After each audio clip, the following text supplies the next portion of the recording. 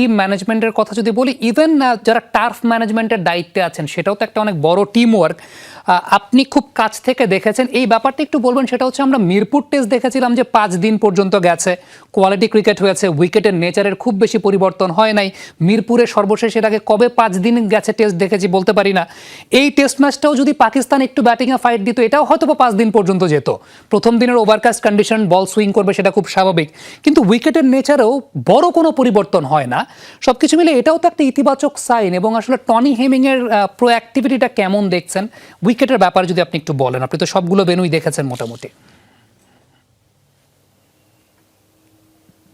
আচ্ছা, আমি অবশ্যই উইকেটের কথা যদি বলি, গত কয়েকটা সিরিজ, লাস্ট নিউজিল্যান্ড না, শুধু গত কয়েকটা সিরিজের মধ্যে আমরা বেশ ভালো উইকেট কিন্তু দেখেছি। ওয়েস্ট ইন্ডিজের বিপক্ষে একটু স্পিন উইকেট ছিল, তারপরে আসলে নিউজিল্যান্ড পাকিস্তান যখন এসেছিল ওয়ানডে ফরম্যাটে বা টি20তে খেলেছিল, নিউজিল্যান্ডের বিপক্ষে আমরা ভালো উইকেট দেখেছি।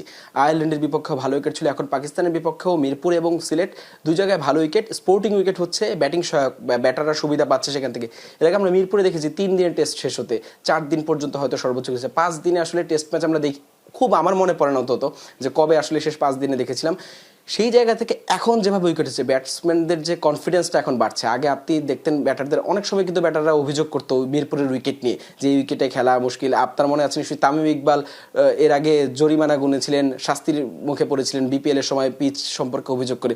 সো এই যে উইকেটের একটা খারাপ অবস্থা ছিল বা উইকেটগুলো লো উইকেট ছিল, সেই চিরাচরিত উইকেট থেকে বেরিয়ে এখন যে স্পোর্টিং উইকেট হচ্ছে, টনি হেমিংয়ের অবদান তো অবশ্যই অনেক বেশি। এবং সিলেটেও আমরা দেখেছি, আমি 5 দিনে আমি যদি বলি, সকালবেলা টনি হেমিং আসেন, তিনি প্রেস বক্সের যে ছাদ রয়েছে সেখানে বসে তিনি ম্যাচ দেখেন, উইকেট কেমন হচ্ছে, উইকেটে ব্যাটাররা কেমন করছে, বোলাররা কেমন করছে। আমি তার সাথে কথা বলেছিলাম গতকালকেও যে তিনি ওইখানে বসে আসলে পুরো সেশন আমি দেখেছি তিনি ব্যাটিং দেখছেন যে উইকেটের আচরণটা আসলে কেমন। সেই অনুযায়ী তিনি পরবর্তী যে সিরিজ হবে সেই সিলেটে বা ঢাকায় সেভাবে তিনি পরিকল্পনা করবেন যে আরও ভালো স্পোর্টিং উইকেট কীভাবে করা যায়।